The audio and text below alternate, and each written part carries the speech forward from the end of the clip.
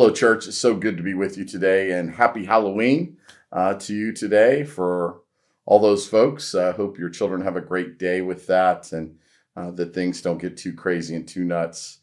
For a lot of years, Dee Dee and I lived in the parsonage next door where the Beavers live, and Halloween was always a nightmare because people go do strange things in the cemetery. Can we just all agree some people are just different? But I hope you have a happy Halloween. I hope your children have been blessed and that they are right now preparing for a sugar high. All right, let's get to the end of chapter 1 in Philippians. I'm going to read the whole passage, then I'm going to go back and pick some pieces out. It says, whatever happens, beginning in verse 27, whatever happens, conduct yourselves in a manner worthy of the gospel of Christ. Then whether I come and see you or only hear about you in my absence, I will know that you stand firm in one spirit, striving together as one for the faith of the gospel without being frightened in any way by those who oppose you. This is a sign to them that they will be destroyed, but that you will be saved, and that by God.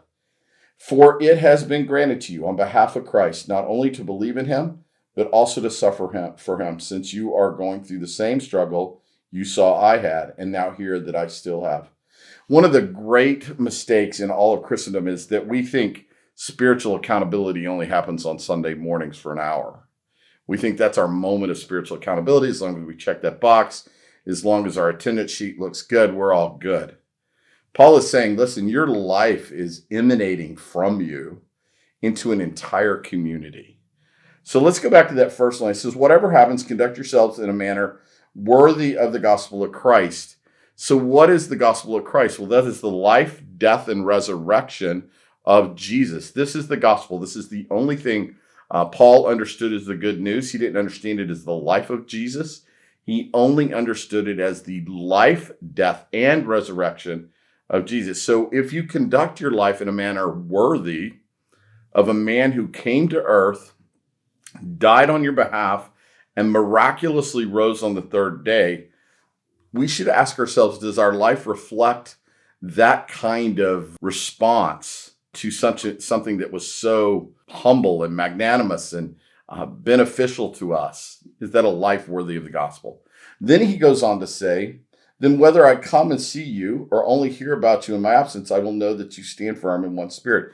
So here's the thing. Paul is trying to tell them, is that, listen, whether I come and hold you accountable personally, in other words, if I come and check on you to see if you're living a life worthy of the gospel, or if I only hear about you by reputation, because your community is going to speak about you on your behalf, about how you walk with the Lord.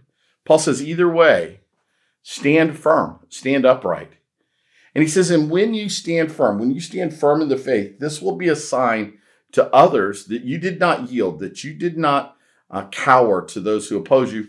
And it will be a sign of their destruction and your salvation, that you have trusted in the Lord. Church, I want to tell you, there are just really two massive movements in Scripture between believing and becoming. Two massive movements between believing and becoming.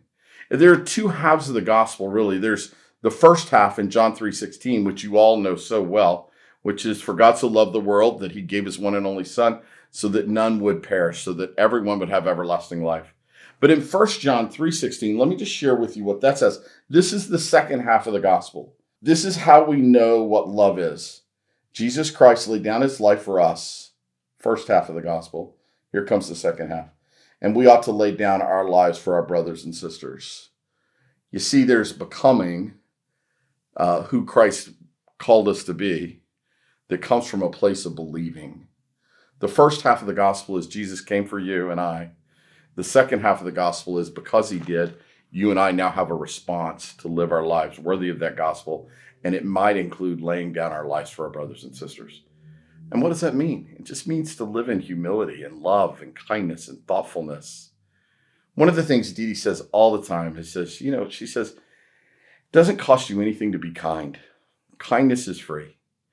And what if we live that way? Part of what Paul is saying as he's wrapping up chapter 1 is, listen, whether I come and check on you or whether I hear about you, I expect to hear that you are living a life worthy of the gospel, worthy of Jesus who came and laid his life down for you. First half of the gospel. in order for us to live our lives for others, the second half of the gospel. Jesus dies so he can leverage us and our salvation for the glory of others to come to know him and for the glory of the Father in heaven. So church, as we unpack this passage today, I think the takeaway for us is just to think about how we live our life.